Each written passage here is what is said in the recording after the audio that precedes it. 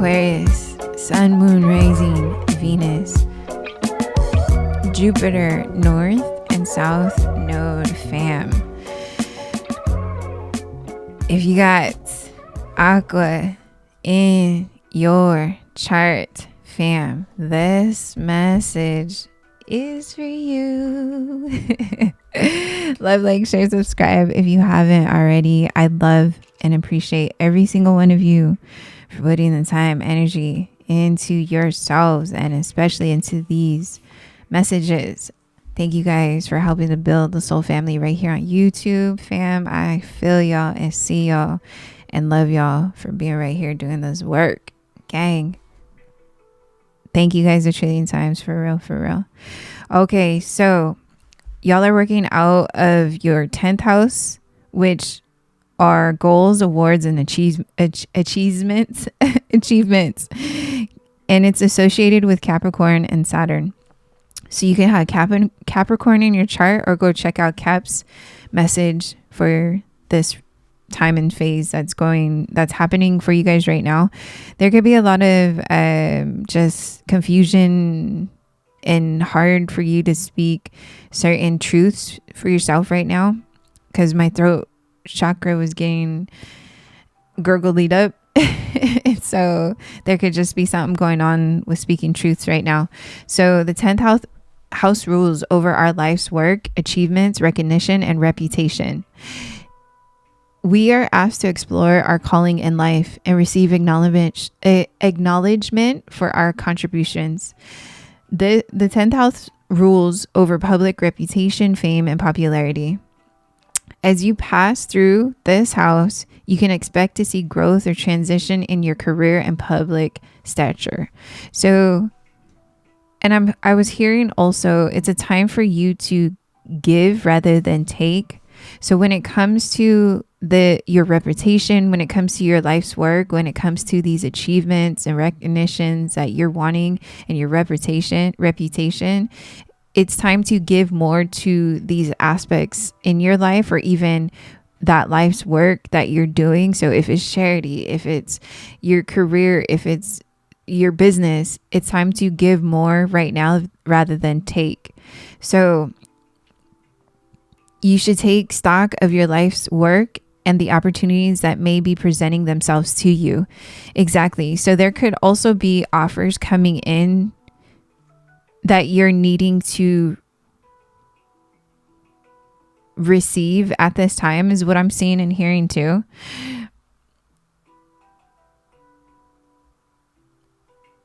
And so you're needing to also make these big strides in your vocation. So really taking that initiative to, as I was saying, to pour into these projects, to pour into this achievement, to pour into your life's work. So whatever and however that resonates for you, instead of sitting and downloading all the informations and researching and studying and just not putting action into what it is you're meant to be doing, you're being called to take these strides and push forward. Or are you struggling to find your path right now? So again, rather than taking, receive. Rather than receiving, take is what I said earlier.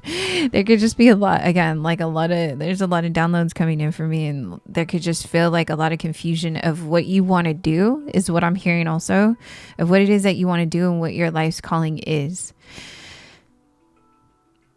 So ask yourself these questions. Do you find yourself craving a sense of accomplishment in your work?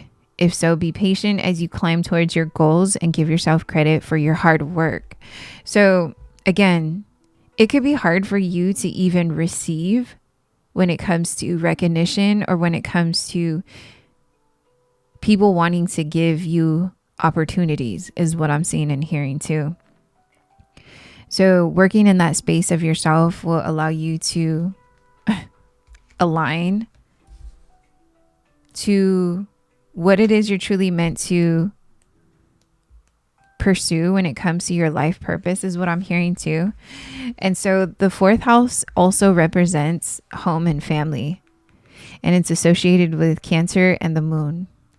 So This rules over our home and family life. It governs housing, relationships with those we live with, domestic responsibilities, parent-child relationships. Some of the things we hold nearest and dearest to our hearts are located in this house. This is where we protect and hold our most sacred and valuable possessions and relationships. So this house placement reminds us to consider how we grew up and how the lessons we learned from our parents may be reappearing in our adult lives. So there could also be in this fourth house a lot of old patterns that are happening when it comes to the household that you have come up with is what I mean, grown up in. You could see certain patterns happening in your current home, in your current family that you've built for yourself. You could start seeing like these old patterns that you grew up with and how much it's either affecting your family life in a good way or in a bad way.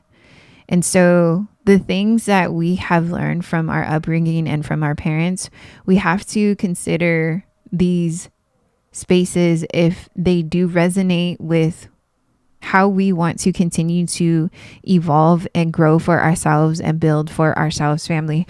So both of these placements, so you're really in this space of rebuilding and trying to figure out truly what is your life purpose, and especially when it comes to your home and family life.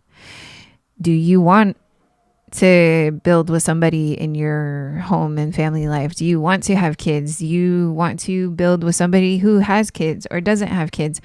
All of that. Do you want to get married? How do I want to build my home and family life? You're in the space of trying to understand what is your life purpose when it comes to home and family, and even when it comes to your purpose in life. So giving more to these areas of your life is going to help you build that confidence, is what I'm hearing, when it comes to you making these decisions about how you want to plan ahead or how you want to plan for the future or even plan for yourself. So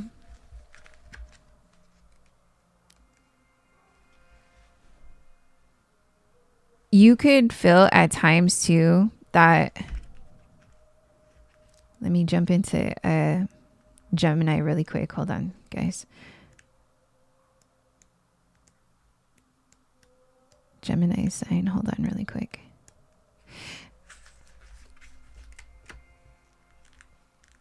Yeah, so you could feel at times where you're teeter-tottering between